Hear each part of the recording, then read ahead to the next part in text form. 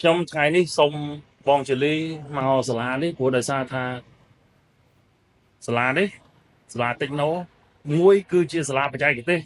អនុវត្តផ្ទាល់មួយជាសាលាទ្រឹស្ដីនៅជាមួយគ្នាបាទនេះសម្រាប់ខ្ញុំគឺជានិមិត្តរូបនៃការចង់រស់រានឡើងវិញរបស់ប្រជាជាតិខ្មែរគឺសាលាបាទសាកលវិទ្យាល័យ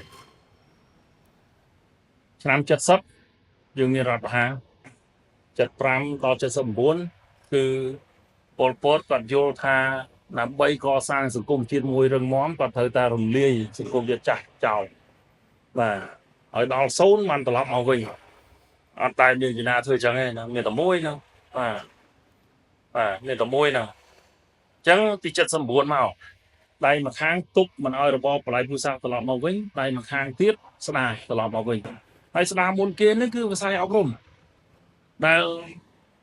គណៈបកប្រជាជនកម្ពុជាពេលនោះនៅអតីតរដ្ឋកម្ពុជាបាទសាធារណរដ្ឋប្រជាមានិតកម្ពុជាមុនគេគឺបើកសាលាហើយបញ្ជូនមនុស្សទៅរៀននៅខាងក្រៅប្រទេសហើយកាលសម័យនោះយើងឃើញហើយមានថ្នាក់បោកផងអ្នកថ្នាក់អីនេះ